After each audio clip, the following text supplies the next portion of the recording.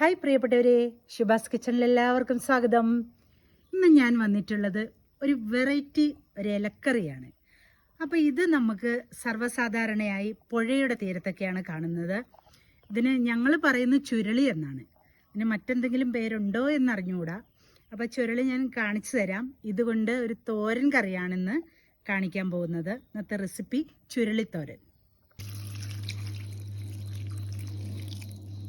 ഇപ്പം നന്നാക്കി വൃത്തിയാക്കി എടുത്തിട്ടുള്ള ചുരുളിക്കൂമ്പ് ഞാൻ വെള്ളത്തിലിട്ട് നന്നായി കഴുകി ഒന്ന് എടുക്കുകയാണ്.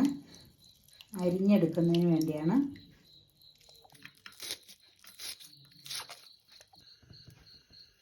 ഒരു ചീനച്ചട്ടി എടുക്കുക, അടുപ്പത്ത് വയ്ക്കുക. ചൂടായ ചീനച്ചട്ടിയിലേക്ക് ഞാൻ വെളിച്ചെണ്ണ ഒഴിച്ചു കൊടുക്കുകയാണ്.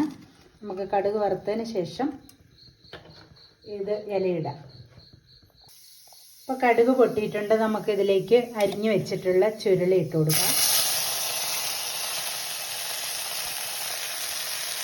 ഈ സമയത്തേക്ക് ഇതിലേക്ക് ഇനി ചെറുള്ളി അരിഞ്ഞതും പച്ചമുളകും കൂടി ഇട്ട് കൊടുക്കുകയാണ്.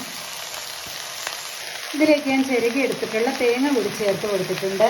അതോടൊപ്പം നമുക്ക് ചേർത്ത് കൊടുക്കേണ്ടത് കുറച്ച് മഞ്ഞൾപ്പൊടിയാണ്. അതിനുശേഷം കുറച്ച് ഉപ്പ് കൂടി ചേർത്ത് കൊടുക്കുക.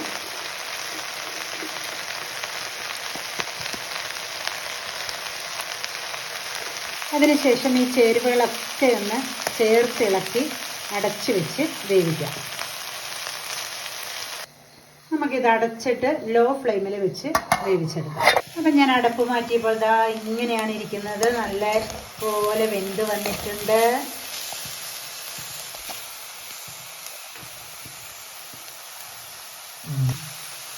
നന്നായി വെന്ത് വന്നിട്ടുണ്ട്. നമുക്കിനി സ്റ്റൗ ഓഫ് ചെയ്യാം. അതിനുശേഷം ഇതിലേക്ക് കുറച്ച് പച്ച വെളിച്ചെണ്ണ ചേർത്ത് കൊടുക്കുകയാണ്.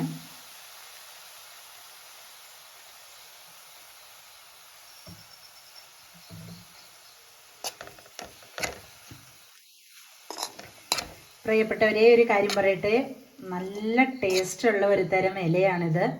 ഇത് അടപ്പ് തുറന്നപ്പോൾ തന്നെ നല്ലൊരു മണമാണ് ഇങ്ങ് വരുന്നത്. അപ്പോൾ കിട്ടുമെങ്കിൽ എല്ലാവരും തന്നെ കഴിച്ചു നോക്കേണ്ട ഒരു ഇലക്കറിയാണ് ചുരുളി.